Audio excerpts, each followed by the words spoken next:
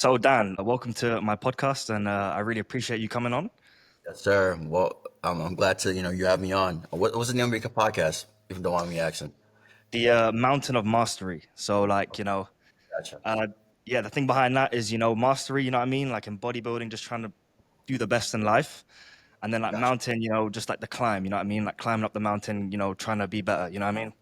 I got you. I like it. I like it. It's very unique. So I want to ask a question to take you down memory lane a little bit. Yeah, Um, go ahead. Go ahead. and that's Dan. You're big for no reason. What does that sentence mean to you? Well, to be honest, I would say it has to do mostly with genetics. Since ever since I was very, very young, I was just always bigger than my classmates, right? So, Hmm. at a very young age, I just looked different in terms of like my muscles were bigger. I was also very active as a kid too. I did soccer from like age 5 to 9, and then I did track all through my high school, and then I was trying to learn college. But keep the story short, I was just always I just had more muscle than my classmate, Yeah. and I guess that led me into bodybuilding because it was very, very easy for me. So in terms of just being big, I think it has to do mostly with genetics. Yeah, and but that phrase you told me that's the phrase someone said to you, which actually motivated you to go and do your first show. Yeah, yeah. So yeah, it's funny because as stated before, I just was always big. So my buddy, his name is Ariel. I think we trained together all throughout college, and Uh-huh. then after graduation, he was like, "Dan, I seen you train all the time. You're just big for no reason. You ever thought about just doing a bodybuilding show?" And that's where the journey of doing bodybuilding started. He was like, "Do a bodybuilding show, do it for me." And to me, I just took his word for it. I think the pro was like 4 weeks. And then Yeah. I did my first regional show, won that. And then obviously I had a coach. My coach was like, "You have to keep going," right? So I just kept going. Uh-huh. At the nationals, I think I got like third. I was like 1 point away from my pro card. Then Yeah. that another national show, which is North Americans, and I won the overall. I got my pro card. And again, I just kept going. I did my first pro show too that year. So, in terms of bodybuilding came very, very easy for me. Right. Obviously, it had to do with genetics, but I'm not gonna downplay my hard work too. I've been training since I was like 10 in the gym, just having fun with it because it was a gym. It was obviously nothing to do, so I was just going to the gym and train. And I Yeah. guess that had benefits for me later down the road. Yeah. And was that first show, was it summer shredding that you did before you did actually like an NPC show, or was it an NPC So, show you did first? so my first show was Summer Shredding, right? And then my buddy was like, "But there's a show in your home state that's 4 weeks away." So I just, what, I'll just do my home state, Illinois State. Which I think, yeah, it was 4 weeks away. So I started prep 4 weeks out. I got ready for that show, and that Summer Shredding I think was like a month later. Okay. Yeah. So my goal was to do Summer Shredding, but I just did Illinois State because it was my home state and it was like 30 minutes away. So I just did that show, and again, that qualified me for nationals, and I was able to get my pro card. So, and also when I did Summer Shredding too, I also won that too. So that just gave me the confidence that maybe I'm really good at the sport. And again, I Yeah. just kept going. I don't know if you ever heard of the winning theory, like you keep winning, and that motivates you to keep going. Well, that And that makes was sense. Yeah. I think I might have heard yeah, that before. that was my motivation. I just kept winning, and I was really, really good at it. So Yeah. again, bodybuilding has opened so many doors for me. It's crazy how just my friend telling me to do a bodybuilding show. Now I'm doing this almost full time 2 years later. So really, really blessed that bodybuilding I've gained so many opportunities that I can't count of.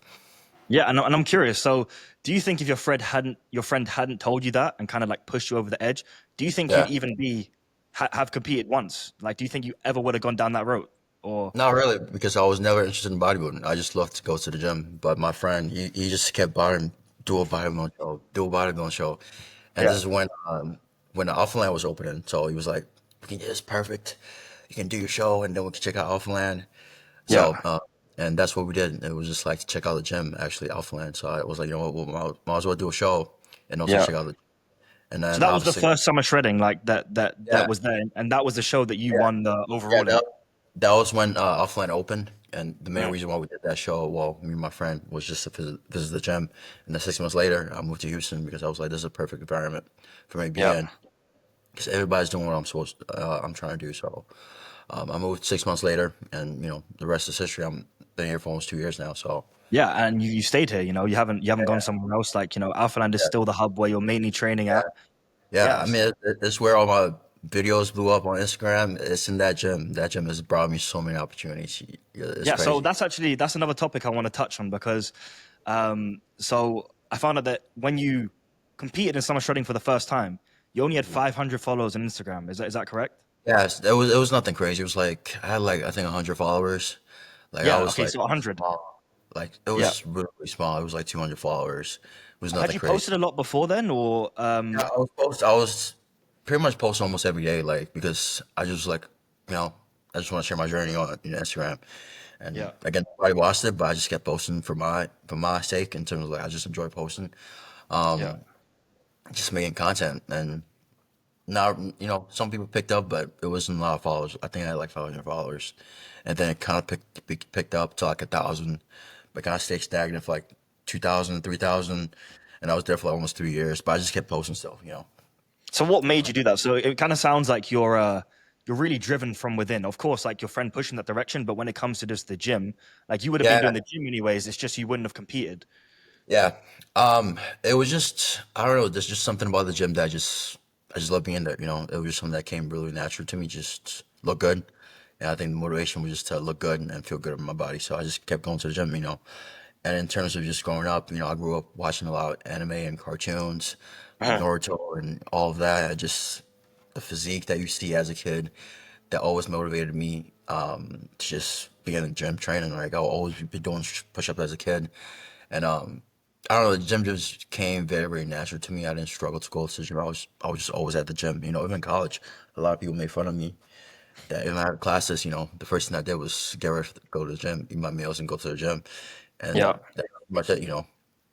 And So yeah, again, yeah. Go. Sorry, go on. it's just something that came very, very natural to me. I just love going to the gym. It was just like that. And Yeah. there was like no like external motivation. It was just like I just love being in the gym. Um, Yeah. and again, I was able to build a really, really good physique just watching YouTube, and obviously back in the day, YouTube was really, really big in terms of like OG influencers like Simeon Panda, Christian Guzman. Those are people I watched, and I would just watch their training videos and go to the gym and do this exact same thing. So Yeah. it was a lot of influence, but again, it came internally because I just love being there. And something that's interesting with you from actually training with you and just seeing the way you kind of go about your training, your Yeah, intensity in the gym, etc. Something I'm surprised by is I would say you're one of the rare people. They say there's some people that can look at a dumbbell and they grow. Like I feel like you yeah, are actually yeah, someone that fits in that category, but you train very methodically and you do your research, you yeah, done G3U, hypertrophy coach, and like when you train, like you're very precise. You do like, the cuff lateral raises or like yeah, you load up the prior movement, like you know what you're doing. So what yeah. made you like, even though you were seeing good results anyways, what made you want to actually research to become the best you could be in a sense? Like. Well, when it comes down to it, I think it's just the way I think. I feel like if you're gonna do something, might as well do it 100%, right? Mm. So I was the same. I was the exact same thing when it came to school. Like I was the person that was being in the library for 10 hours, 8 hours, just studying. And I applied that same logic to training because again, I want to get the best. How do they say it? I want to get the best bang for my buck, right? So when it Yeah. comes to training, I'm in there 10 hours, 12 hours a week. I want to make sure those hours I'm in there is spent wisely, right? So and again, I was always watching YouTube videos, just reading books about training and even nutrition. I was that guy reading about it because again, I thought it made me better, and Yeah. I just learned and grew. And it helped my training. Obviously, I'm someone that I don't have to train the way I train. I can still grow regardless, but I just love the logic behind. Okay, I'm doing this because of this. I'm doing this because of this. Yeah. And it makes sense, in your head. That logical training just helps me train harder because I know I'm doing what I'm supposed to do to grow, right? Yeah.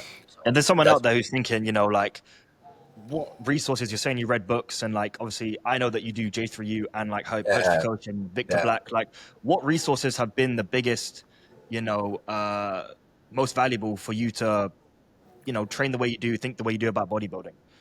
Well, you got to think about it, right? Bodybuilding has been around, I don't know, since the '60s, right? And if you look at the physique back there's nothing that we're doing differently today that they were doing differently back Yeah, they then. look So crazy still. Yeah. I think the information is still the same. It's just that we're just able to apply it in a more direct, informational way. I mean, we're not doing anything different than they were doing 60 years ago. So I don't think when it comes to information, I think the information is the same. I just think we have more, we have a better, I guess, resource to absorb that information and apply it. But when it comes down to it, I think anything works, it's just your style of training when you think about it. Yeah, but like, but for you though, which resources do you think have for you been the main ones, like that you've learned from? So you mentioned like obviously watching YouTube videos, like Uh-huh. who is the ones that you've learned the most from, or like the resources you've learned the most from? Yeah, You know, yeah. Yeah, I would say Victor Black. He was the first person I started watching because he was cheap. Well, not cheap, but he was affordable. It was like $30 a month. I was like, I okay, can yeah, pay 30 yeah, bucks, and I was able to learn so much. But he provides so much value in terms of like you're paying 30 bucks, and he's giving you so much information. So that was the first yeah, person I watched. yeah. And then when he came to training, it was Joe Bennett. I was obsessed with him. I was just like, this guy knows what he's talking about. He's not like all these YouTubers who just say do this and no explanation. So again, I come to a place where it has to logically make sense. I think it's just the way my brain is wired. Like it Mhm. has to be a reason behind you. Okay, why are you doing this? Can you explain this for me? And I think those are the two people, Victor Black and Joe Bennett, that they explain something to you and give you logical step. Okay, this is the reason why I'm doing this.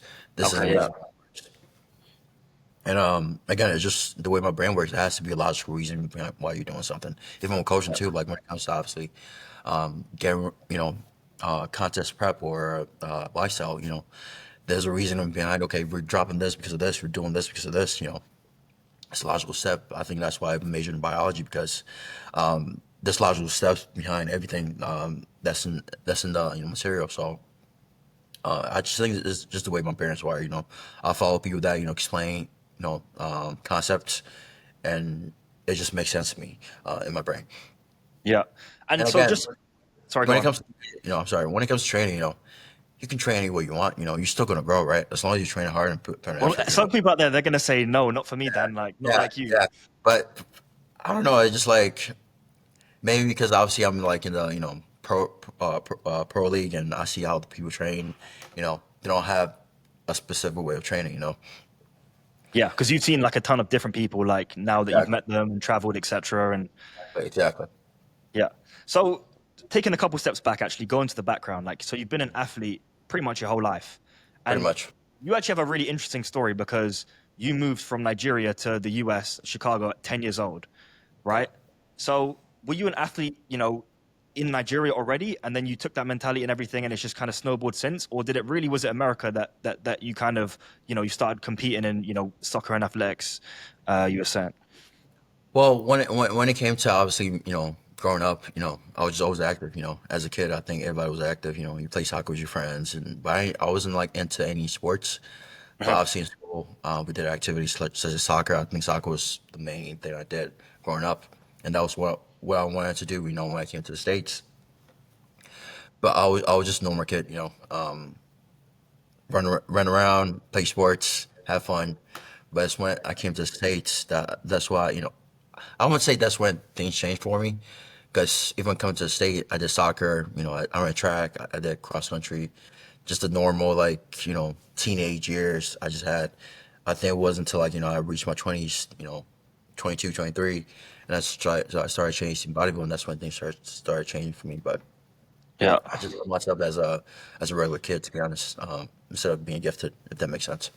So you think even though you had the aspirations, you mentioned you got injured, but you had the aspirations of running, I believe, 400 meters in college, right? Yeah, so I did track, and I thought I was gonna be an Olympian. Obviously, you had that dream as a high schooler that I'm gonna run, That Olympic. doesn't sound like an average kind of person. That sounds like that's pretty special. And you told me the Yeah, yeah, times you run, like you ran some fast times. yeah. I ran some really fast time in high school. I wasn't able to run in college because I hurt my knee. So I think my 100 was I think it was a 10.8, and then my senior year I ran like a 22.3 for the 200 meters, Okay. and the 400 was I think was like a 49. But I Yeah. was I was really good at short sprints, but I just kept getting injured, so my knees just kept bothering me in my last year, senior year. I didn't get any offers for scholarship, so I just gave it up and started weight training full time. But Yeah, and still to this day, like you mentioned, we've trained legs together, and the knee still bothers. you in the sense where you can't even go too heavy to an extent, even though you Yeah, could lift the yeah, weight because you're scared, like, the knee's gonna pop or something, yeah, yeah. So what It's caused that, great.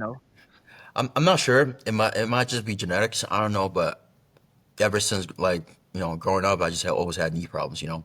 Um, Obviously I can still walk and just exercise, but it's just my knee was it's always inflamed. There's something always going on.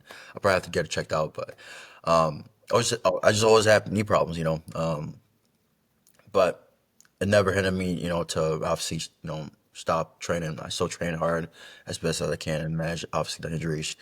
But I guess it's just bad luck. But it is what it is. You just manage it the best you can. But I never Yeah, had any and surgery or obviously I had two major injuries to it was the same knee. It was my right knee. So I think I tore my meniscus and I also had a partial tear of my patella. So and that was all to my right knee. So it that just was before, that was while running, or this is after in college already? So I tore my meniscus when I was in track, and then I just recently tore my patella like 2 years ago. Well, That a was year ago. deadlifting, right? That Yeah. one. No, no, I What was was uh, it? I was hack squatting. I was doing hack Oh, hack squat, squatting. and I just Yeah. had a partial tear in my patella. That took a while to heal from. I think it was like 7 to 6 months. Damn. But when it comes to like, I think the knee is probably.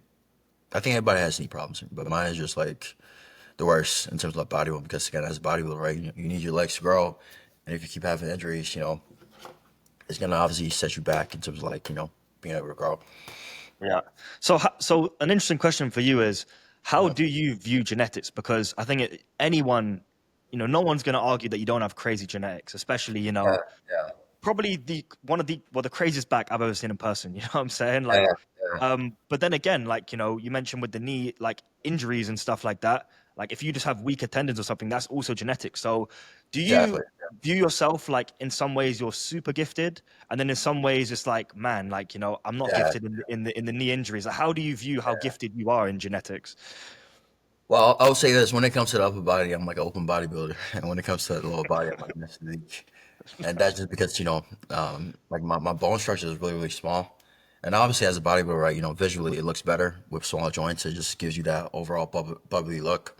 Yeah, Like genetics, I have really great upper body, and my lower body is just like it's just like God didn't take his time to construct me when it comes to lower body, but when it comes to upper body, like the back, the chest, I just always had like a big upper body in terms of like it just grows easily, and then when it comes to lower body, it doesn't. I always struggle in terms of like leg mass. But just going back to your question, when it comes to genetics, right? Personally, I think for bodybuilding, you have to have great genetics to be the top, competitor, yeah. right? The genetics just has to be there. I've seen people like they have great work ethic, but they don't have the genetics right. Unfortunately, they can't compete with the top guys who just have great genetics, and they also have the the work ethic. So that's one thing about bodybuilding. It's a game of genetics. Unfortunately, I know a lot of people don't like to admit it, but it is what it is. Yeah. And you can take me for prime example. I was able to get my pro card within 4 months of me starting the sport. And if Yeah. somebody say that's not genetics, I'll be like, like I know people who've been chasing this dream for almost 10, 5 years, and I Yeah. was able to do it in 4 months. So that definitely has to do with genetics and just just the way I was obviously blessed, but that's what I think about genetics when it comes to to bodybuilding in general. And how much do you think? So obviously that's physical, but like from your experience, how much of it is mental? Because there are some guys that have great genetics, but mentally, they're not completing preps, or they can't just. There's a certain point where other guys have good genetics too, and the Yeah. mentality shines through. But Yeah. how important is mentality, in your experience for bodybuilding? Well, when it comes to the mental challenge, I feel like you don't really challenge yourself until like you get into like prep, right? Because again, lifting in the gym is fun. You're eating good food. You're full. But when you get to those later stuff prep where you're hungry, you can't sleep. I think that's when the mental game kicks in, right? Mm. And of course, when I started my prep, right, when I started bodybuilding, right, I was thrown in an 8 month prep. I thought I was just gonna do this for a month, In for five 4 weeks, shows, right? and I'm done. And I just kept going, and before you know it, I was almost 8 months in prep. And Yeah. to be honest, I never cheated, even though it was hard. So it comes down to just your experience in life, how tough you are. Is that genetics? Is that how you were brought up? So I think there's just many combination of the mental game, right? And I think it just comes with life experience, right? The more experience you have with hardship and with just going through life, I feel like that's how you're gonna be able to determine, okay, am I really strong mentally or am I weak? But I think everybody has their own, set ways of doing things, and I think bodybuilding exposes who you are mentally. And to me, I just never had a problem just sticking to a diet, Yeah. training, following the plan. Yeah, so some people they would say, I mean, didn't you mention before that the food, is actually the hardest thing in the off season as well for you? You struggle with that? Like some people will say, the off season when I'm really trying to push size, that's the hardest because I feel sick the whole time. Like I'm full. Like my Yeah, days I'm eating into the night because I can't finish my meals on time. Like yeah. or do you not consider that that's the different kind of hard? That's not like suffering and prep. That's a different kind of hard. Well, this is one thing I would say about, bodybuilding. I think a lot of people don't, when they start bodybuilding, right, they don't know what they're getting themselves into. Like, they Mhm. don't know, like, what they're going into, right? And one thing about bodybuilding, right, it's like a curse, right? In the off season, you're full, you're bloated, you don't feel like eating, you're always full. And then Yeah. when you start, right, you're starving, you can barely sleep, you're always tired.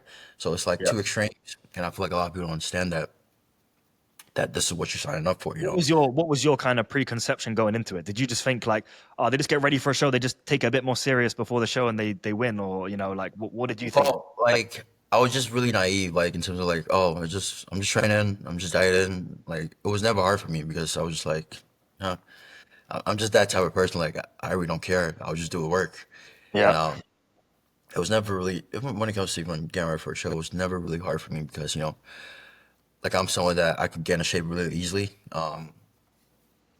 Yeah, I just never find it like it was never difficult for me in terms of like the food and the cravings. Obviously, I would love to eat a chopped chip cookie or just doing prep, but I just knew that I had the mental capacity to withstand that, and again, it was very easy for me. Yeah. That being said, I feel like the off season was always a challenge for me because I'm not a big eater, right? So Yeah. like I'll be someone that I was someone that would stay up like 2, 1 in the morning, just get all my meals in. But again, I still got it done, right? So it just comes down to the concept of I'm gonna do what is necessary for me to get where I want to be, right? Yeah. And so transitioning to this season, like as we Yeah. speak, you're transitioning and the goal is to go to the Olympia this year. That's the goal, right? And it's in men's physique. So it's been a change because before the goal in the off season was to try and transition into classic. Tell me about kind of that shift now from like thinking maybe I'm going to do classic in like a while and now switching already to try and qualify for the Olympia again in men's physique. Yeah, and actually, well, when it came to classic, right, as I stated before, when it comes to the leg department, I'm not too gifted, and I was just looking at myself, right, you guys think of this as a sense of, I want to be successful, right, because again, Mhm. nobody wants to stick to third, fourth, fifth call out, I just don't want to do that because again, I was like, maybe I'm not gifted in the legs. Why am I working against myself, right? So I was Yep. like, maybe I should do men's physique, right? I'm gifted in the upper body. I can still bring up the legs. And when I do bring up the legs where I'm competitive enough to go to classic, I can make the switch. But I think I need maybe additional like maybe 3, 4 years of just training my legs to just grow into classic. Yep. And to be honest, I don't want to sit on the sideline for 3, 4 years, just growing, and I want to compete. So, and again, I'm only getting older, right? I'm 27, 4 or 5 years. I'm going to be 30, 32, and I definitely want to compete and just see where the sports can take me, right? I have sponsorship and all of that too. So I think it was just a smart decision in my case. Just I'm just thinking of success, right? If I can get first call, I go to Olympia. That's success to me instead of going to classic where you might be saying, oh, your legs are not big enough, and all of Yep. that. So, I don't know where this flies over here, but in terms of that, that's it. It's just success. I want to be successful in anything I do, and I think in terms of like bodybuilding, right? We're all doing this to win, right? We're not trying to take second place, third call out, fourth call out. So again, Yeah. I'm just going where I know I'm strongest, and that's my body. There's a perfect division for that. That's men's physique. Yeah. So some people like, there's been guys in classic that have eventually gone to open, and they could have maybe stayed in, but they wouldn't have been, their shape maybe wasn't good enough to be like at the Yeah, top. yeah, Yeah. and then they thought, well, I just want to max out my physique, or like a John Jewett who was in the Yeah. 212, and he says, Hmm. well, really, he didn't realize maybe that he would go to the Olympia so quick and open, but like he just wanted to be the biggest version that he could be. But you're almost in a unique situation right now where like, you know, you met like you're trying to lose 2 inches off the arms, for this Yeah. prep, and it's like, Yeah. like most people, like, they're trying to retain as much muscle, and for you right now, you're like the Yeah. upper body to compete with these men's physique guys. It's like a unique situation where you're trying to lose muscle in a sense. It is. It is. And it is in terms of like, okay, I'm too big for men's physique, but I'm not big enough for classic. And not like I'm like in between. So again, as I say for success, I'll rather downsize and be successful in men's physique than go up and not be successful, right? And again, I don't know if I'm gonna be, unsuccessful in classic, but just looking at the top guys in classic, they have massive legs. I was looking at almost, the top guys, obviously a Any bunch names of in people. particular that you're thinking with the legs? Just Yeah. the legs are just insane. And when it comes to genetics, like, it's just I have to get up there to, make that first call and just compete at the top level. So it is what it is, but in the same breath, it's just like I'm just gonna take this year by year and see where it takes me, right? But I Yeah. do know I got my, pro card in men's physique. I was the standard 2 years ago. Within 2 years, something changed. So now it's just figuring it out and see how I can change my physique to obviously allocate to what they want in men's physique. Yeah. So you're no stranger to suffering in a prep. Last Yeah, prep, 800 calories, and what was the cardio at the peak? It was 2 hours, was it? I was doing like 2 hours for like 12 weeks. It was yeah, it was tough. And again, the goal was to lose muscle. So, And I, so considering now you're bigger than before, what do you think this prep is going to look like? If you were to guess. so I don't know. When it came to obviously you know I got my pro card natural, right.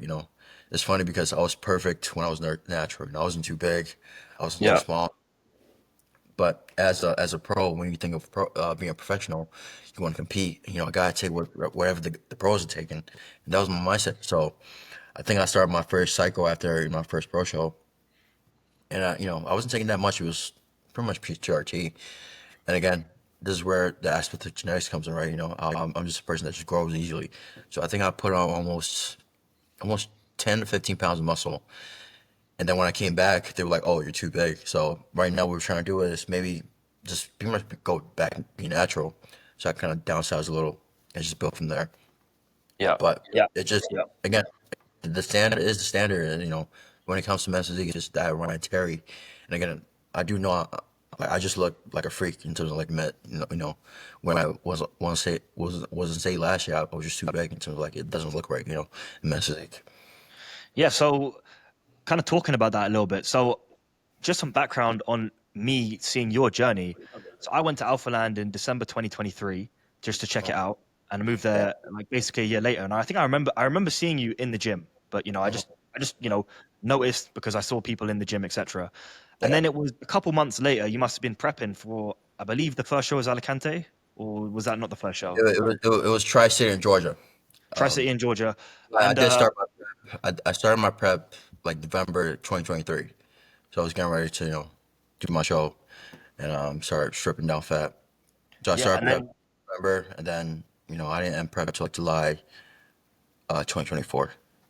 yeah, and so you started posting some reels, and you had just a couple reels go crazy viral. So Yeah.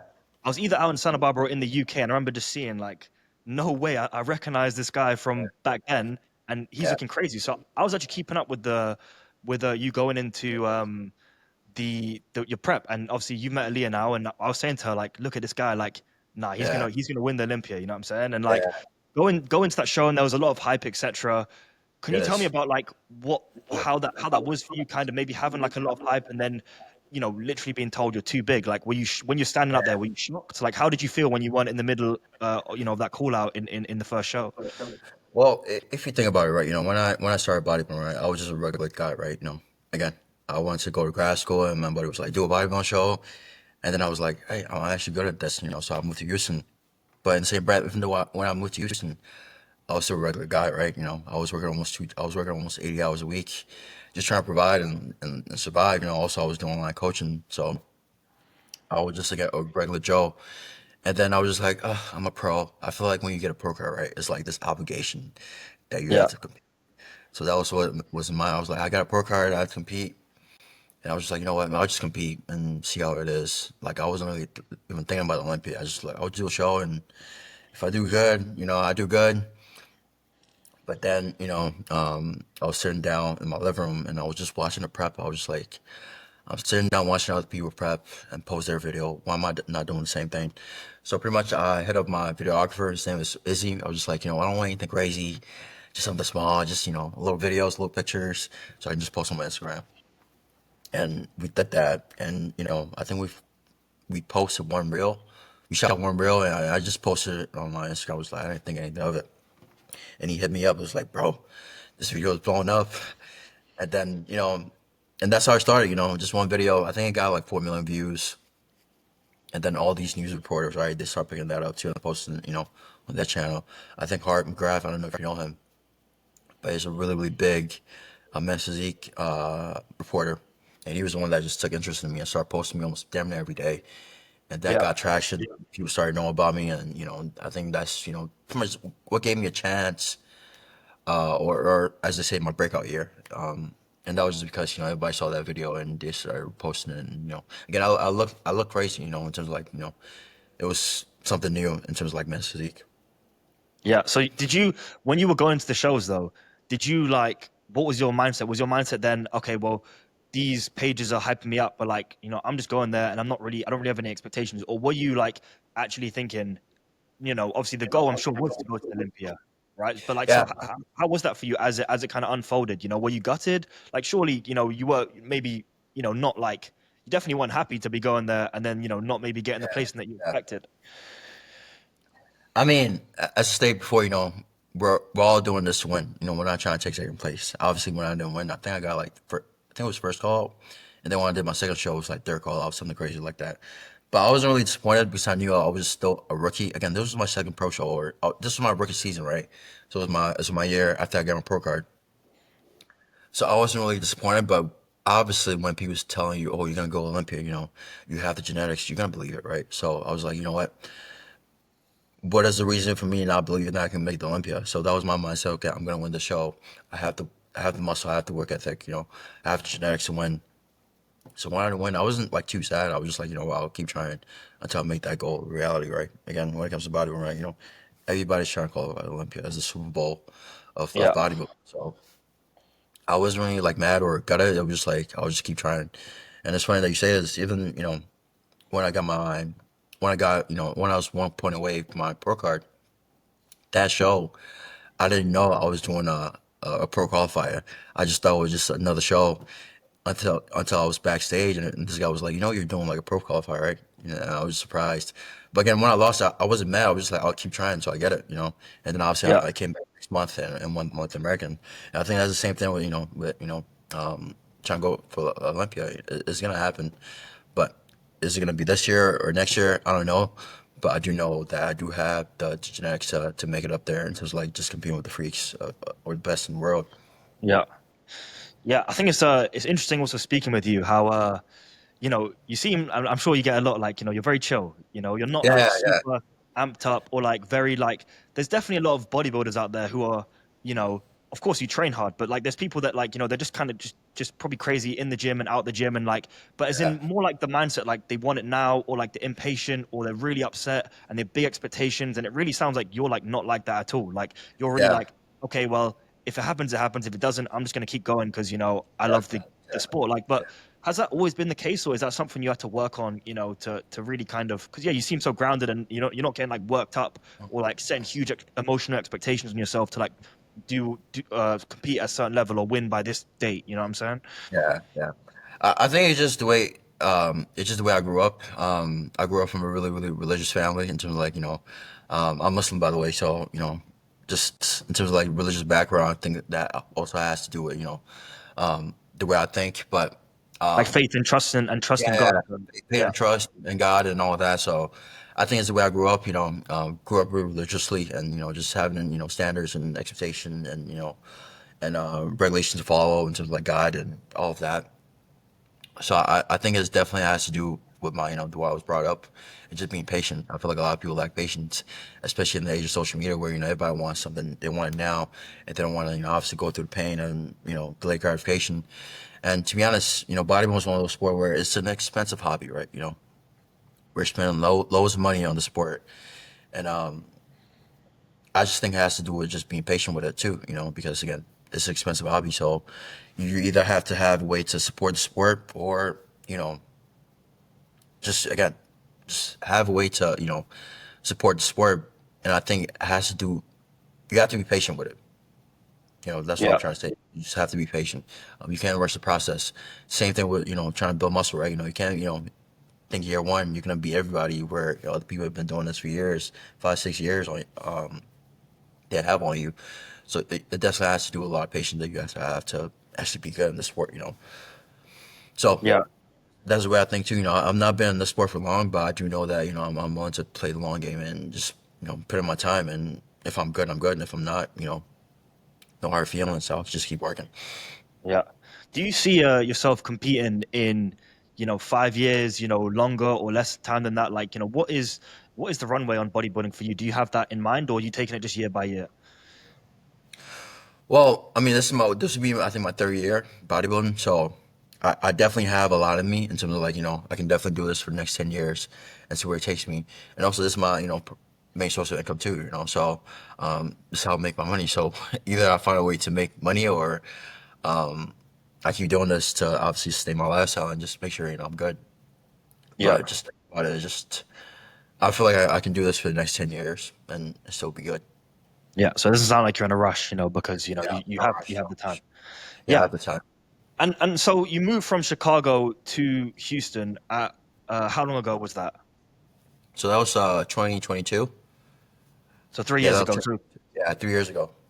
yeah, and a lot of people they'll say, or they'll be thinking, you moved from Chicago and you didn't know anyone in Houston, or you knew a couple people, or like, so you moved from somewhere, Yeah, quite far away to Houston, on your own, and to just kind of figure out like what what was the mindset, or like what was, a lot of people say that's a huge risk, like that's kind of yeah, scary, like why it would you do is. such a thing? Like what made you do it, and how was that experience for you? Well, when it came down to making that decision, right? It's funny because I was a personal trainer in Chicago and I got fired. So I was just like, what? Really? Yeah, you Yeah. share the story, or is it Well, keep that confidential? it was just like I was beefing with the manager, and it was just like a whole like beef. And Okay. pretty much he was like, what? There's too much beef going on. You need to leave. And I was just like, what? I'll leave. So so there's no drama in the gym. So I left, and I was just like, okay. Either I go back to grad school, I keep personal training, or I move, right, and try to figure out in a new state. So I was just like, what, I'll figure out in a new state, whatever, I'll just figure it out. And pretty much after I got fired, the next day I packed everything in my car and drove 18 hours to Houston. Really? And it was just like, actually it was kind of stupid because I couldn't get a job for almost 8 months. And mind you, I have a degree, like in terms of like education. I was like, I'll able to get, I'm gonna be able to get a job and so on and so forth. And this is why I realized too, like you might have a piece of paper, but it might actually be worthless. I have a biology degree, so I couldn't get a job. Obviously I had my online coaching, back then too, and I was trying to do personal training too here in Houston, and it's hard to build a business just from scratch. So I was struggling for a bit for almost 8 months. So in the meantime, I just started doing security, right? I was a Yeah. bouncer, which is kind of funny, but I was a bouncer for almost 8 months while I was still pursuing bodybuilding in the same breath. So it was definitely rough, but it was definitely a chance that I needed to take to get me where I am today in terms of like success. Yeah, and you'd already competed at that point when you made the move. Like you'd already done summer shredding, so you moved there thinking, "Well, I had success at summer shredding." Was that kind of the mindset, or had you not even competed Well, yet? well, not really, because again, I just thought bodybuilding was just like a hobby, right? I didn't think I would be able to take it as a career, right? So I was just like, what? Yeah, I wasn't really taking bodybuilding seriously. I just thought, even though I got my pro card, I'm a pro, but I'm gonna keep doing everything a pro is supposed to do in the off season.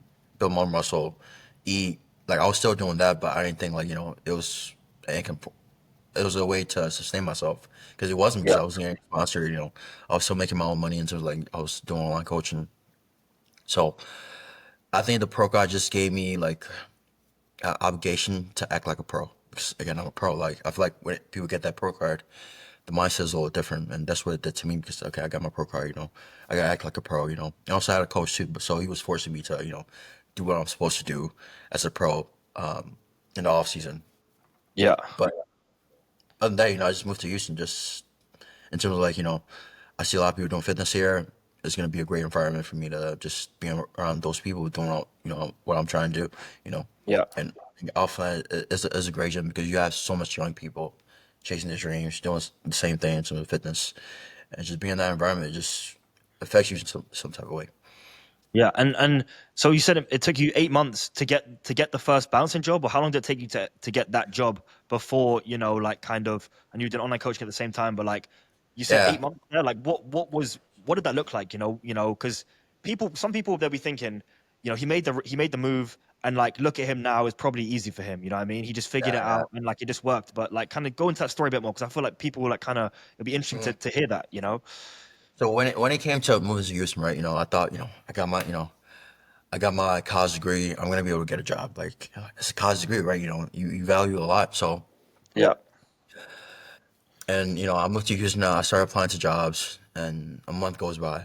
No, How many no. jobs you like you on Indeed like multiple a day or I was doing like I think 100. I was applying to almost 100 jobs a day, like just trying to get something because I'm in a new state, right? I need money yeah to yeah survive, and I was burning through my savings, so I couldn't get a job. And also at that time, online coaching was only taking off. Like I think I had like 10 people sign up with me, so it wasn't really taking off like I wanted to. So I was like, you know what, I need something a little more stable so I can pay my rent. Just again, sustain bodybuilding because bodybuilding is an expensive sport. A lot of people don't know how expensive bodybuilding is with the yeah food. It's a really expensive hobby. I think it's an additional $2,000 every single month if you just do all the calculation. So 2 months goes by. I was still applying. 3 months, 4 months. So after month four, I was just like, okay, I don't have any savings left. I have to figure something out. So I think I just walked around downtown Houston, just going door to door, just hey, you guys need bouncer, need security. And there was this one place that he was like, hey, we actually need somebody. So I started doing that, and again, I was still applying for jobs because again, I really don't like the nice scene. So I really don't like that environment. So I kept applying to jobs. So I didn't get a call back until like 6, 8 months later. But that was it. It was just like it was definitely a struggle, just finding ways to make income. I yeah think that was my yeah biggest struggle in coming to Houston. Was like there was no jobs, and I was struggling into business. So I definitely had to figure it out. In terms of like just making sure I'm able to sustain myself and survive. was that the hardest time you say since moving there, or has there been other periods that there's obviously it's never just a smooth sailing ship, right? It's ups and Yeah, downs. Was that the hardest time at the beginning to get it off the ground? yeah. I think it was the hardest part, especially moving to a new state where you have no family members. Again, in Chicago, I have my family, right? So let's say anything was going on, I can just call my mom. Hey, I need some help. When it comes Yeah. to just living by yourself and you have no family members here, it was definitely tougher. So I would say it was definitely the hardest, moment in my life, just because it was just definitely the first time in my life where I just figured things out and just make sure I'm good. Yeah. And what did And, you learn about yourself in that time? People say that in bodybuilding, people like, develop a lot, they learn a lot about themselves, especially in preps, etc. But that sounds like a time where like you really like push yourself to your limit to like really try and make something happen. Like what did you yeah, learn about yourself in that period? Like do you feel like looking back, like you're really proud of like the effort you put in, or you know what I'm saying? Like yeah, what just yeah. motivates you? I never want to be in that situation again. Like, how do you come out of that? Well, it's both, right?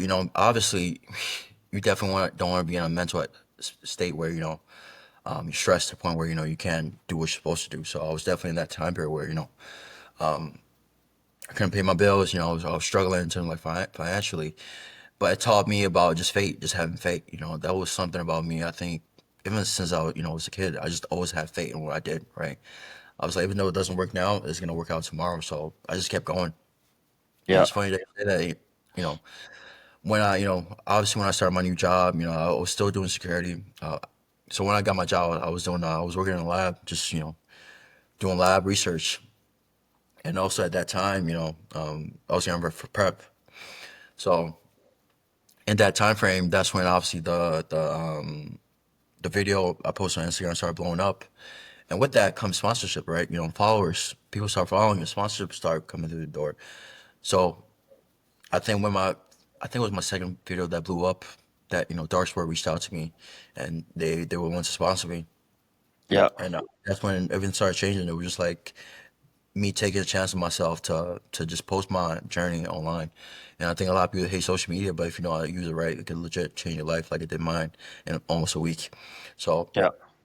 I would say it was just the journey of just I don't know, I just kept going, right? And I think that's where obviously God comes in. Like God just had a different time for me, and just you know I just kept going and just having faith. Yeah, like hypothetically, if you had the success that you had at that point Uh, super early, do you feel like you'd even have, maybe utilized it to the best of your ability? You maybe would have taken it for granted. I mean, maybe you wouldn't have, but like, do you think like you can see like how it kind of those hard times made you into the kind of person that, takes more advantage of, the blessings that came your way? well, I'll say definitely like again when I'm with you, Houston, just having that hardship of just you know trying to survive, trying to find a job, and you know still trying to figure out bodybuilding because again I'm a new pro, like I'm still new to the aspect of you know of being a bodybuilder. So it definitely taught me to it definitely showed how mentally tough I was because again, I was working almost 80 hours a week and I was still prepping and I just figured it out in terms of like, you know, I'm gonna do this. And to be honest, it didn't really feel hard for me. I just like, okay, this is what I have to do to compete and do what I want to do. And I'm gonna figure out just a way to make it better, but I just kept going and just I figured it out day by day, if that makes sense. Yeah, But I'll say I think sometimes you just need those hardships so you can appreciate what you have later on, right? yeah, Yes. Obviously now for this prep, I'm not working almost 80 hours a week trying to survive and you know make sure I'm good for the prep. Now obviously I'm working from home, I'm working on my business, so it definitely gives me a better appreciation of where I am now in terms of I'm grateful. Like you know last year was you know it was at that time I didn't think it was bad, but it was bad in terms of like you know yeah. I'm working Compared to 80 now, hours. it was worse. Yeah, Yeah, I'm working 80 hours. I'm doing prep. Like I still did it, but I was just like, oh, I just, I guess it's my life. But just looking back, I realized how bad I was struggling in terms of like, you know, yeah. barely getting sleep and, you know, but I still did it. But in the time, like, so let's just say, like, so again, talking about how chill you are. So if I Yeah. met Dan, in those first 8 months moving to Houston, do you still think you'd have the demeanor that you do, but inside you're just kind of a bit more stressed, or like or you just maybe would be a little bit more different, bit more agitated, etc. Like, Well, I'll say even back now, I was still a chill guy. Like I'll still smile at you in the gym. Like you would never know something's going on. Like or my, yeah, you know, back. It was just like that's just me in person. Like in terms of like, you know, I'm just like again a people person if you think about it. But you would never know what was going on because in that situation, I didn't think my, you know, my life was bad. You know, I'm still young, I'm still healthy, I'm still bodybuilding. Even though I'm working crazy hours, I didn't think my life was bad because I knew I was gonna figure it out, and you know, it just got better eventually. But yeah, like again, in that state, I didn't think like, oh, my life is terrible. You know, I suck. You know, I didn't think like that. You know, but yeah.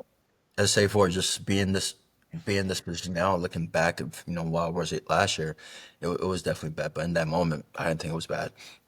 Yeah, because I think with the social media, especially now, and like you see people who are younger, especially, there's a lot more problems, I guess, with like their mindset. Like it sounds like you're super positive and you have like a Yeah, great, strong mindset. Like, but there's people, I'm sure you coach people or you've just seen people and they're struggling, or like they want something a lot quicker, or like they're they're more stressed, or they're just finding it difficult because of comparison, and they see other people doing things and like has that ever been an issue for you or like, or like how do you think about that? Because, I'm sure you have clients maybe come to you and they say, Dan, like, I'm stressed because I see this person doing this show or this person looks like they're doing better than me or, or like just, I think I heard you one time say like, um, there's people who are like 22, like, my age and you're saying like, yeah, like, man, they need to like just slow down a bit. You know what I mean? Like they're just too stressed, yeah, too young and it's a wrong way of thinking. yeah, yeah. I mean, when it comes to that, you know, that question you asked, and when it comes to obviously comparing yourself to other people, again, I think it has to do with the way I was brought up. You know, my parents and just fate. I was just always grounded in terms of like, you know, the faith aspect. Obviously, I grew up religiously, so I think it definitely had a really big impact in my later, in my adult years because again, it was just the principles that I was raised by. Was just like always wait your turn. Your time is gonna come, and that was the same thing. Obviously when I went to Houston and trying to make a name for myself too, was just like my time is gonna come, and I think again it has to just be due to the way I was brought up into like the mindset just growing up. Yeah. I would say it definitely had a huge aspect in my adult life and just like I knew my time was gonna come. I just being patient with it. Yeah, I think it's almost that's like the best mindset to have because when everyone else is stressing more, like you're just benefiting from actually like you're just Yeah. gonna keep going, and other people are like losing their cool and stuff. But Even though like even on social media, I feel like a lot of people they're worried about, oh, I don't have 100K followers, I don't have 50K followers. Even when I had like 100 people following me, I still kept posting. Like it was like and you don't think of yourself any differently or anything yeah, like yeah, that. You know what I mean? yeah, Like yeah. Even until now, I still post like I don't have followers. yeah. Even when I was at 150K, like I didn't feel anything different. Like I was still the Do you not same like person. attach the outcome? Like you don't feel like you'll be a different Yeah, person. Oh, once I reach 300K followers, then I'm gonna be like I'm then yeah, gonna feel good in myself or something like that. yeah, That's yeah, not a problem for you at all. yeah. It was just always about just putting in the work and whatever comes out, and be grateful of that outcome. Yeah, So I'm definitely a person that just focuses more on the output and just put in the work. Yeah, yeah, same thing with bodybuilding too. Like I'm someone that puts in a lot of work, and then results obviously speaks for themselves. But I'm someone that's definitely like process driven. Like I'll do this, and whatever yeah. the outcome is, I'll accept it. Just focus on putting your 100% into the inputs as opposed to like thinking, oh, I'm only gonna be happy if I get this output. Exactly, exactly. Yeah, and have you noticed that over like you getting your success and going from someone, moving to Houston with not much, audience in social media aspect and then, growing a lot, how have other people treated you? Like you seem like you've been pretty cool within yourself, but have you noticed like a change in other people or like that kind of aspect? Well, not really. The only shocking part was like people recognizing me, like when I walk like into like I guess a national show, like people, oh, you Dan, the dude with the big back, like that never happened to me before. Or I think last year I was in Spain, like a totally different country, a country I'd never been in, and like Yeah, these group it just came up to me, like we know you on Instagram, you dude with the big back. So yeah, that was something obviously that was new to me, but other than that, I'm so Dan, there's nothing that changed about me. Even though yeah, people recognize me on the street, it was just like I'm so Dan, I'm so a regular Joe, like yeah, I still go to the gym, I still have problems, I'm like the same as you, there's nothing different about me. yeah. I feel that's such an interesting mindset, like you see Yeah, other people in bodybuilding. I feel like one that comes to mind that's like a stark difference is like, I don't know if I'm right here, but like a Phil Heath, he's not thinking yeah, like that. He's thinking yeah, like, I'm the best, I'm taking everyone's food, like, what I'm yeah, saying? Like, you know what I mean? yeah. Like, it's a very different kind of mindset. Well, I would say this, right? I just started, right? So I feel like sometimes you still have that humble mindset when you start, right? And Yeah, I think it's something you do, right? But as you move up the rank, the mindset kind of changes, right? You're trying to beat everybody, you're trying to keep your title. So right now, I still think I'm still in that stage where, again, I'm still new to the sport, right? I'm still trying to learn. But I feel like as I move up and obviously go to Olympia, maybe get top first call out, I'm gonna feel Mr. Olympia now. Maybe my mindset is gonna change a little bit. But right now, it's just like I'm still enjoying the sport. Like, I'm so down, but at the same breath, I still want to win. I'm still a competitor at heart, right? yeah, yeah, 100%. So one thing I wanted to ask you about is also the online coaching. It's Uh, you've been doing it for how many years now? A So good amount of I time. started coaching when I was in undergrad. So I did personal training in undergrad, and I just kept going. So after college, I was like, I really don't like my degree. I'm never gonna use it. So I just picked up personal training because I enjoyed Yeah, being in the gym and training people. yeah. So I think yeah, almost 6 years now in total, 6 7 years. Yeah. Did in person for a bit, and then obviously transitioned to online coaching. Yeah. So again, some people will be thinking, look, Dan has a crazy physique. Like, he just has all these followers. His videos go crazy. Like, it might Yeah, just be so easy for him to get clients, and yeah, just he doesn't have to put in like, that much effort to get that kind of stuff. But can you talk about kind of the earlier journey and like your mindset and building that up? Because having also an online coaching business myself, like, it's definitely not like as easy as yeah. just post It's a and grind. you get a flooded DM. Yeah. So tell me about that. So when it comes to coaching, right, I feel like a lot of people, I did coaching just because I loved helping people, right? There's just something about just helping people get in shape, helping them with their fitness journey. That was the main reason why I went to coaching. It wasn't more about the money or just trying to make a career out of it. I just enjoy being in the gym and helping people. And obviously the product of that, obviously people, loving your product and vouching for you. But when I started, I just again love being in the gym, love helping people with their fitness journey. And when it comes down to it, I feel like if you look at online coaching now, I think a lot of people are going in the aspect of it's easy money, right? Oh, I'll just have people, sign up for my coaching. I'll be able to make 10K, a month. And obviously, I know you probably see this online too, where people are obviously being, what's it called? The mentoring other coaches to be successful online Like coaches. business mentorship, yeah. Yeah, yeah. I just feel like, a lot of people are doing coaching now for the wrong reason, and the reason why they're doing it is to make a ton of money. And the aspect of it's an easy money for them. But if you think about it, coaching, is actually a hard job, right? I'm in here every single day. Obviously working 7 hours a day, just checking in on people, sitting down, just So it definitely has to do more with just helping people and just making sure people get what they're paying for. And I think Yeah. that's why I do coaching. Just like I love helping people. I love helping. I'm sorry. I love getting people results, and not necessarily about the money and the outcome that comes with it. But again, we all have to make money. We all have to survive. But in the grand scheme of things, it's just I'm more focused on helping people. And again, the outcome is the outcome. Yeah. And how did you like grow in the beginning? Like, take me through, getting your first couple clients and then maybe it going to even getting your first person like on stage, like taking them Yeah, to yeah, like how did that yeah. evolve? So when obviously I worked for a gym, so they got me the client, right? And I think the first gym I worked for, they got me most of my clients, right? And I brought in some clients too with social media. But when I moved to Houston and I transitioned to online coaching, I coached like 10 people for free, right? And I knew I had to coach them for free so I could get their results, Transformations. so Yeah. or transformation, so I can market it. And I think that was the main thing I did was just coach people for free, get the results, market it, and then use that to get more people in, right?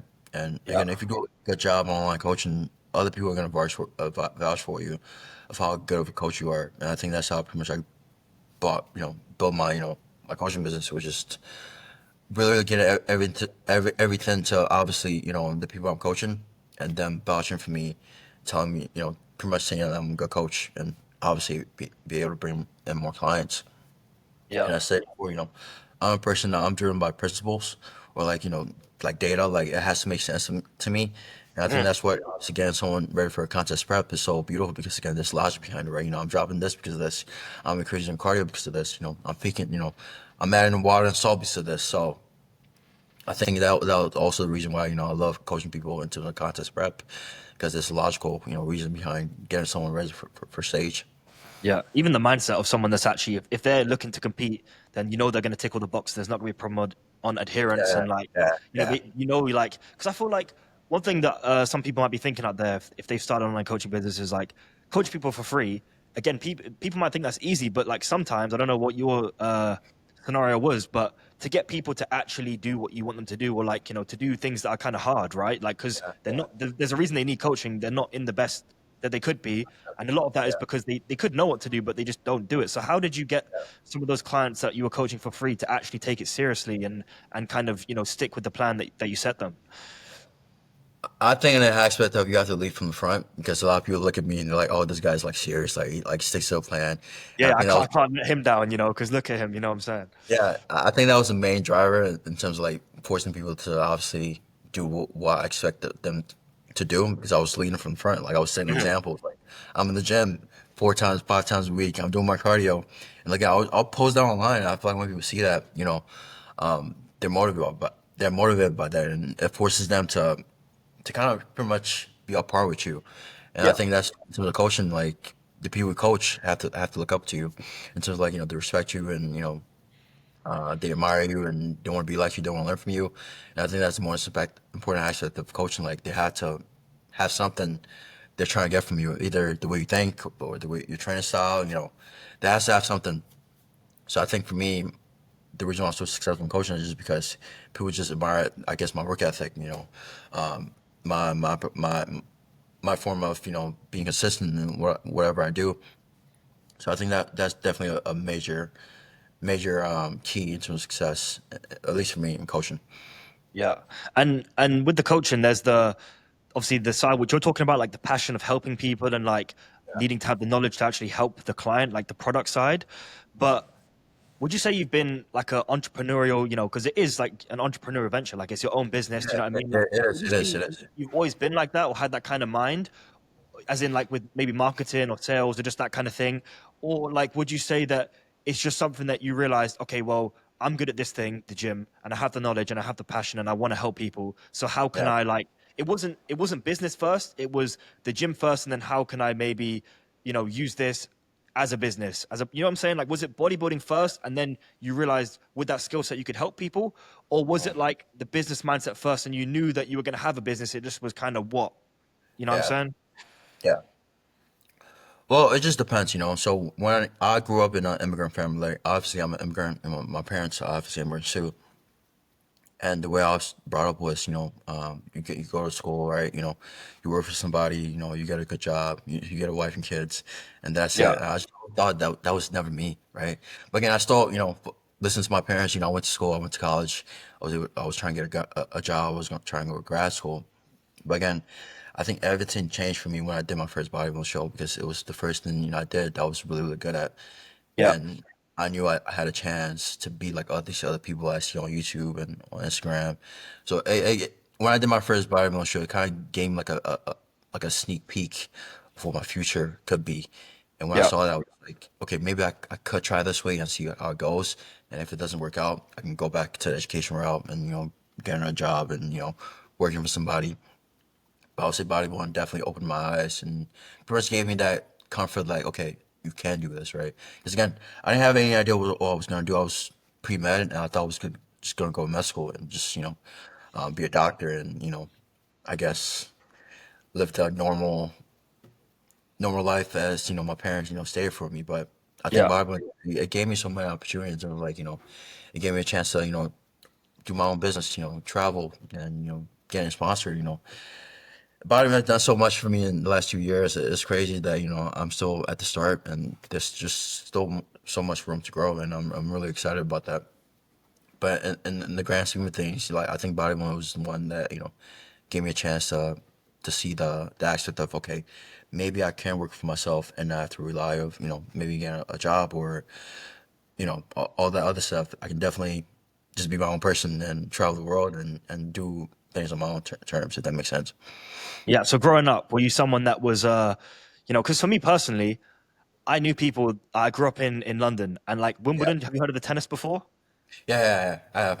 I had friends like very entrepreneur minded that Yeah. were selling water bottles, and like they were they're buying them for cheap, selling them because there was a demand, etc. Like that was honestly never me, right? So Yeah, like it even though was I never me like too. Like, yeah, it yeah was never me too. I just always followed the rules.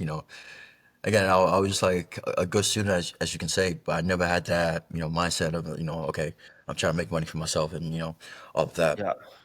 Yeah, it's interesting. My parents have actually they haven't been too strict, I guess, on like saying I need to do this. They've actually they've been very supportive in that. But my mom's side, she's Korean, and my Uh, grandparents they are very much more of that mindset. Like do yeah, this thing. If you're not a doctor or a lawyer or like a lecturer, like you're a failure in a sense. You know what I mean? yeah, And like I feel like obviously I don't understand your situation completely because I don't know, but like I'm saying that like yeah, I feel like that can weigh down on a person a lot. Like maybe I've seen that with my mum a bit, you know what I mean? Like they, just the expectations of a parent can really influence someone. And even if that person sees themselves being able to do something different, like it's your parents, you know what I mean? So like, they raised you and you have a lot of respect for that. So how much of a how difficult was it for you to, even though you saw you had the potential in bodybuilding and you saw like a glimpse maybe into the future when you won your first show, like how difficult was it to maybe be doing something that isn't so conventional or like the normal trodden path in their eyes? Like, was that difficult for you?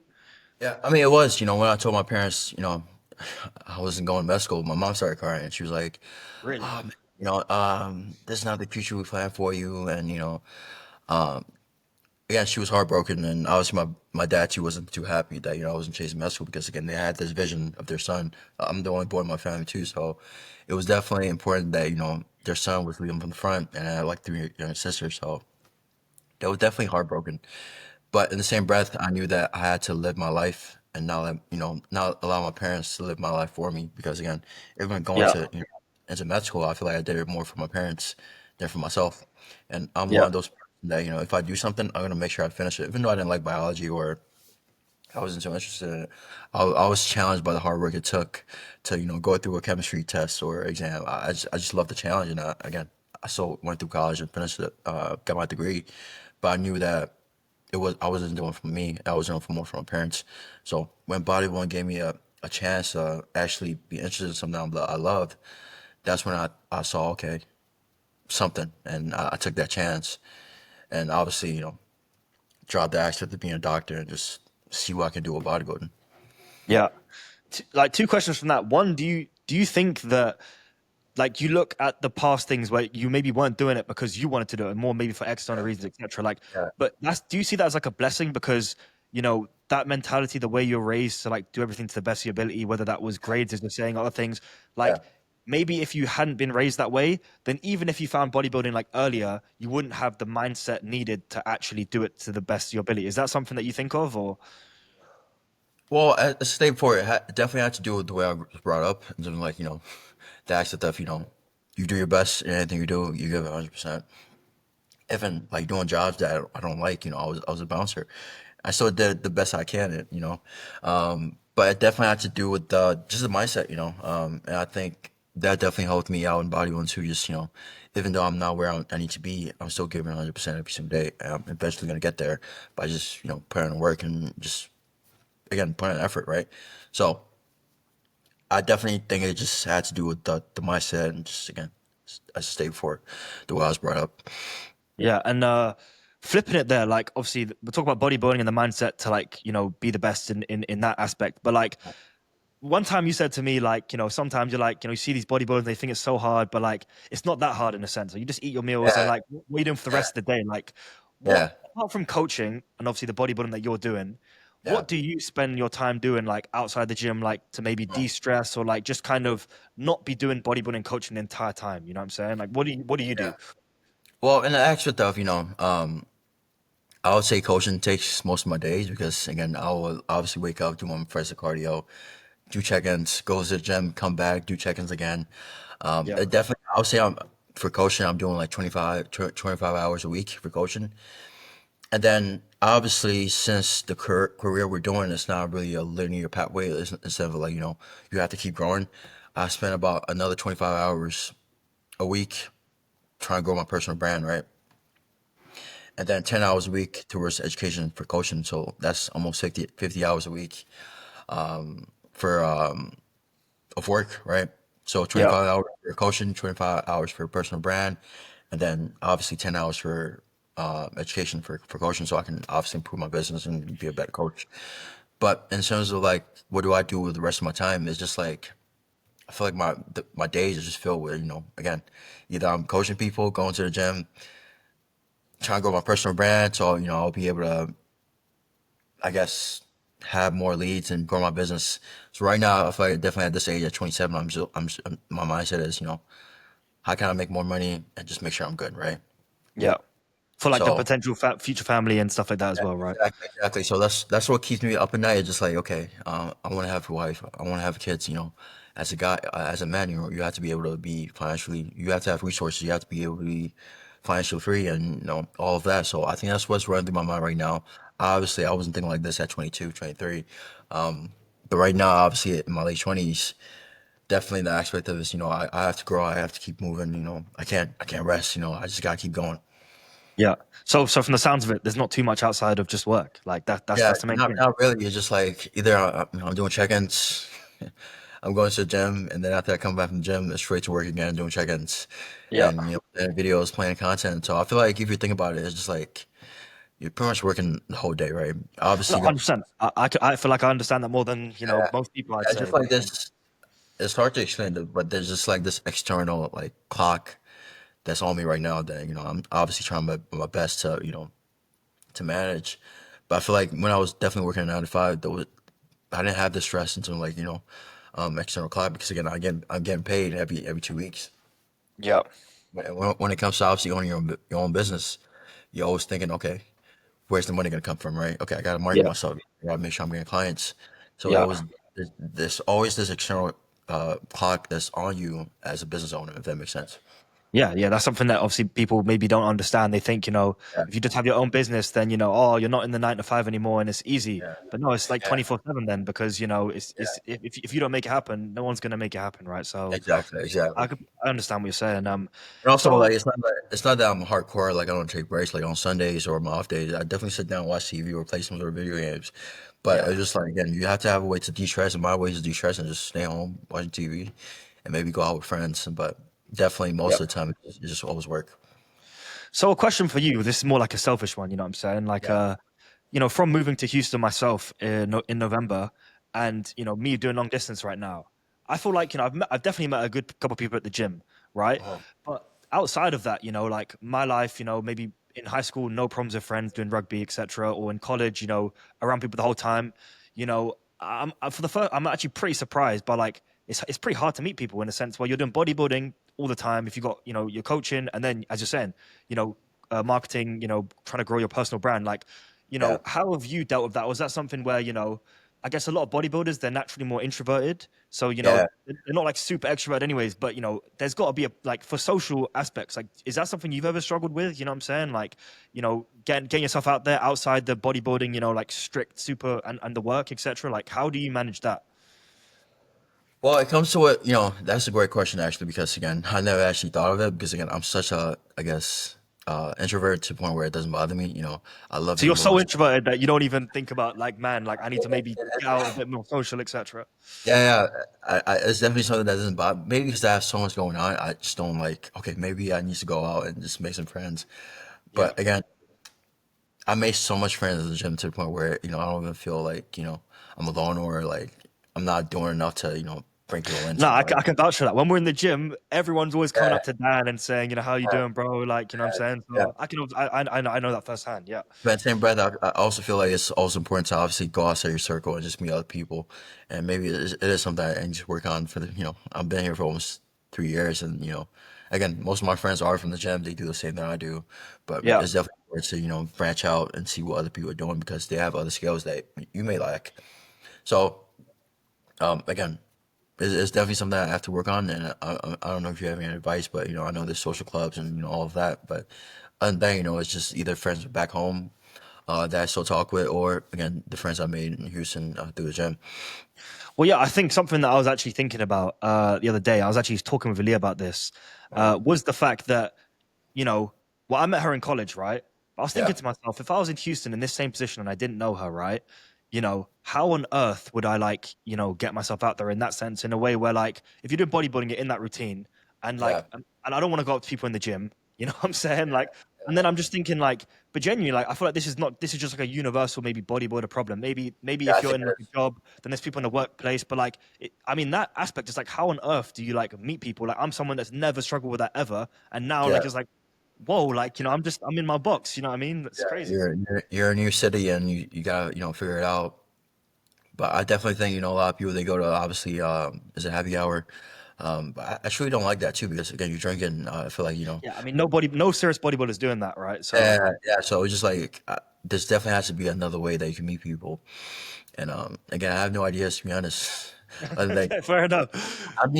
I mean most people through social media is weird because most of Yeah, the people I like get there in Houston is through social media, right? yeah. So one more thing, when you first got to Houston, did Uh, you meet people like very easily in the gym, or is that something where like because there's a couple like even just meeting you for the first time, or like there's other people that I've met now, but like being the person who went up to them, like that is like that's stretching yourself. You know what I'm saying? That's getting outside your comfort zone. Like, is there any scenarios where you can remember yourself? You like went up to someone and you were like, man, like I'm not too confident, but like I just have to do this. You know what I'm saying? Like, I mean, I feel like Alpha was, I guess 2 years ago. It was a place where I would start in terms of like fitness went, right? So obviously come from Chug where, I saw these people on YouTube or Instagram and like I Mhm. admired this people. And when I saw them in person, like I had no shame. I went up to them and I was like, hey, I watched your video, it's nice to meet you in person. And I'll always do that for anybody I meet. That obviously if I watched their stuff in the past, I'll just always go up to them, Is there anyone that comes to mind in particular that you remember? I think it was like it's funny, it's a lot of people that, I met offline that I watched. But I know Rodizo was there once. But just a lot of, I can't think of anybody on top of my head, but a lot of fitness influencers were in that gym. And I remember just going to them, just saying hi and just like, I watch your stuff. I really respect you. But at that, it was just like, if I watch your stuff and I like it, and if I see you in person, guarantee will go up to you and say hi. Yeah. On that, just going back to the routine, and like you mentioned, like, just working the amount of hours you're doing with coaching, and then learning, and then like personal brand stuff.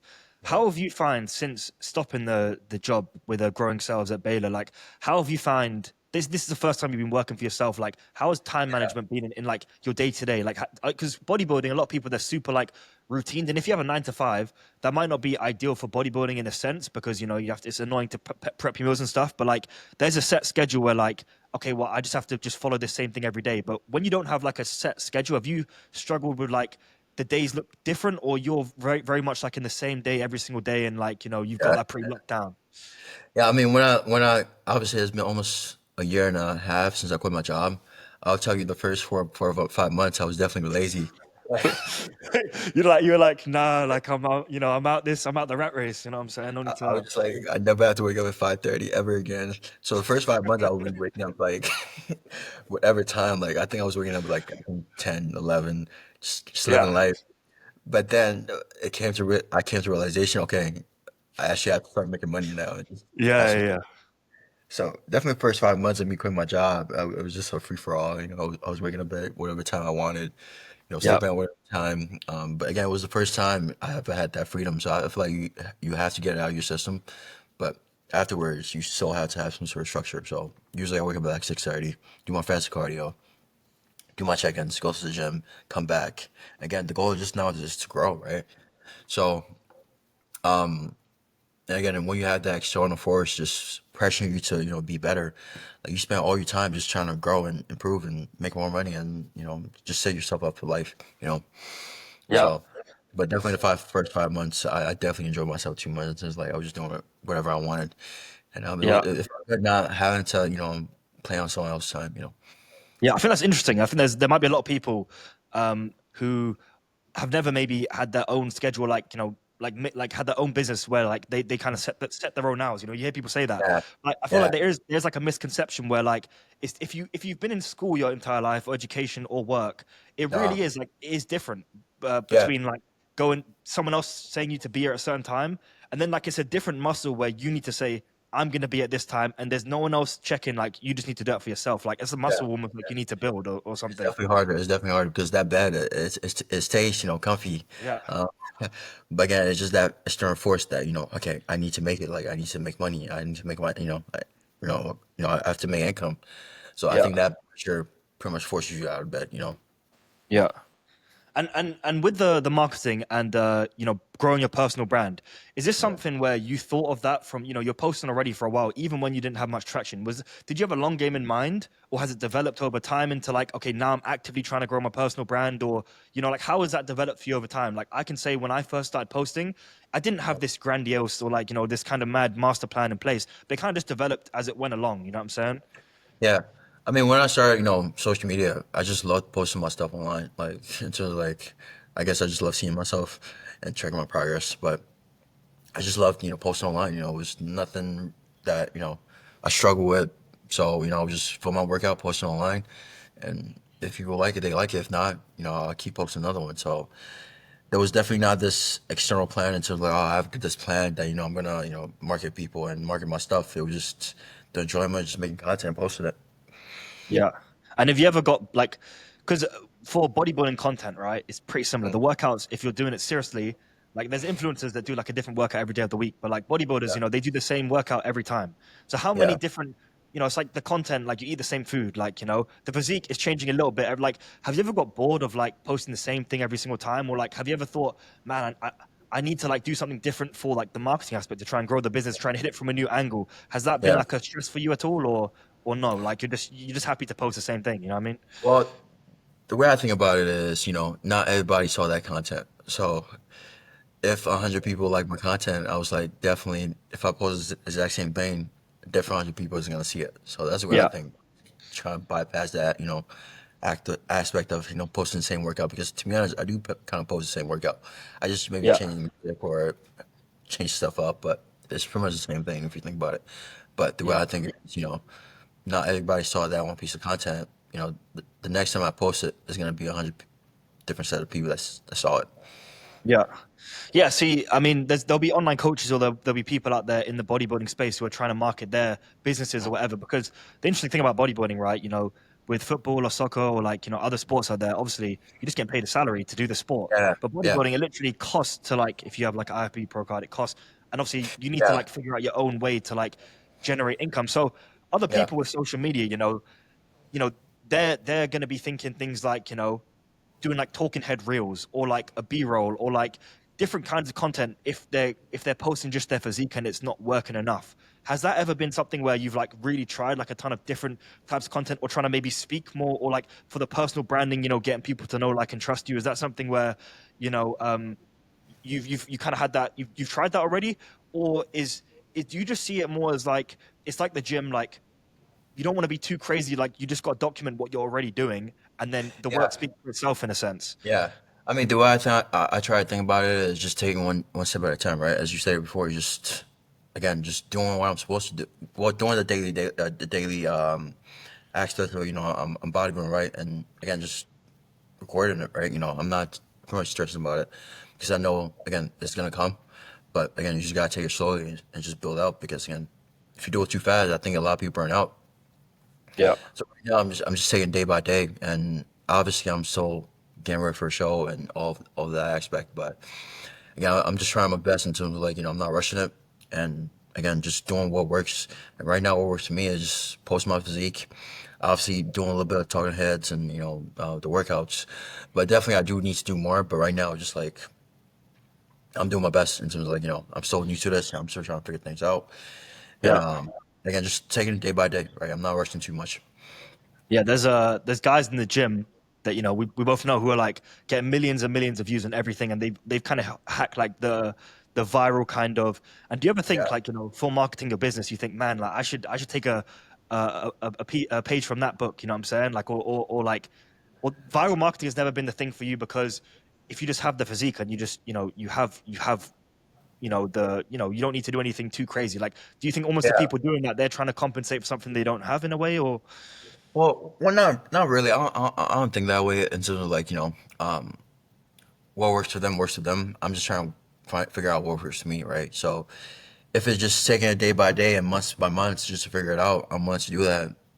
But I'm not gonna obviously jump on other people and see what they're doing because that works for them. So right now, I Yeah. just feel like I'm still trying to figure myself out and just see what works for me. Like, what do I enjoy making? I definitely love education and content and like explaining things to people, showing people how to improve themselves. Coaching definitely is something that I'm really just interested in. So right now I'm just trying to figure it out. Okay, how can I piece these together and just post them online, while obviously helping people and bringing new clients. Yeah.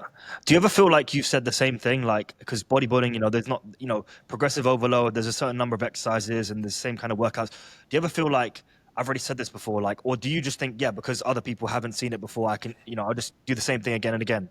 Yeah, that's the way I think. I just like yes, other people haven't seen this.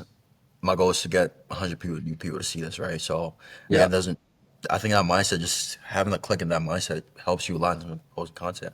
Because again, Yeah. not everybody's gonna see that one piece of content you posted. Yeah. So the mindset for you is really like find a kind of winning formula or like a consistent formula, post things that kind of align with, teaching people your workouts, your physique, Yeah, etc., and tweak yeah. it a little bit over time. But then like the goal there is it's got that consistency and it's just going to reach new people over time. Like, and that's all you need. Exactly. That's pretty much the way I think. Obviously, there's different mindset you can have, but for me personally, that's where I think in terms of like content, right? Right. Not everybody's gonna see that content, so you can definitely post it again, right? Yeah.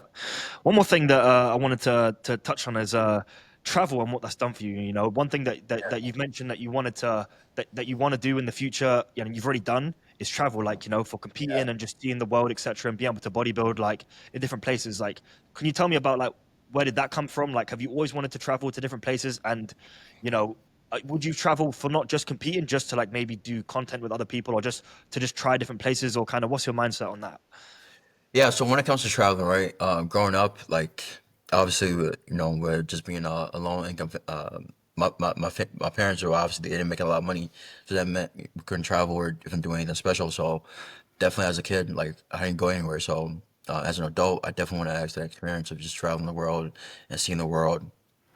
So I think that's where that came from. Just like I'd never been, to these places as a kid, and obviously being an adult, you have the opportunity now to go places and see the world. So definitely, I definitely want to see the world, right? Right, and just see what's out there outside of bodybuilding. And again, if it allows me to bodybuild and travel, that's like a win-win for me. Yeah. What are the hotspots on your list? Like, is Dubai up there? Is, you know, Yeah, like definitely, Thailand or yeah, definitely have to go to Dubai. I feel like that's number one right now. Thailand too is on my list, but definitely all these countries I definitely want to visit just to see different cultures, right? So I feel like yeah. we're all so different, and I feel like we all have something that we can teach each other. Yeah. And I just have to bring up the fact that, you know, I think it's cool that you resonate with the UK culture quite a lot, especially the bodybuilding scene. Yeah, yeah. And I think that's super I was cool. there for Yeah. almost 5 months. I feel like you've been Yeah. you've been in a country for almost 5 months. You're gonna change a little. I was changing a little because again, you guys speaking Different way. a certain cadence too. Like it's a different cadence you guys speak too. So and I love the accent, the culture too is beautiful. And then when I went to Spain, that also blew my mind. So that definitely got me into thinking, okay, we're always gonna travel and still bodybuild. But definitely my goal, now as a pro, as a professional bodybuilder, is to do shows in different countries. So after my shows, I can experience the culture. Yeah. What But about the UK like stood out to you? Because you literally, I mean, your coach is from the UK.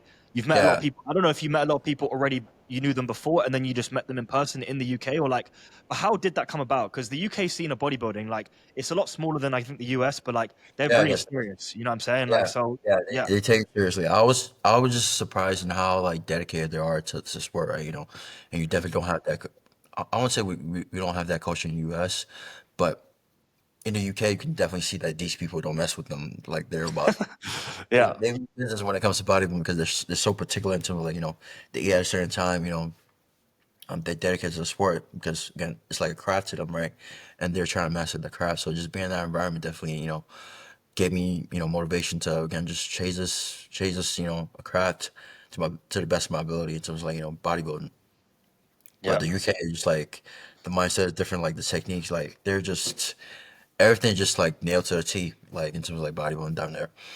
Yeah, it's very much logical, like you're saying. Like you like, so Yeah, you like, like, I gotta wake up at 6, get my first meal by 7, get my second meal by 11:30, go to the yeah. gym, come back, eat my third meal by 4. So it's very very logical in terms of like they spend a lot of time in the input. Yeah, and I don't want to say that the training style is like it's a you to train like in the UK training style because obviously just the way you train the lower volume style, like you know, Yeah, hypertrophy coach, like he's probably doing that before the UK guys. Or that's just like what works, right? Or like Dorian Yates or like the Mike Mentzer kind of lower yeah, volume type thing. Um, but like, you know, a lot of people that I grew up in the UK and like a lot of people they train to that to a T, like top set, back off. Like they will only do 2 sets. They'll never do more than two yeah, sets.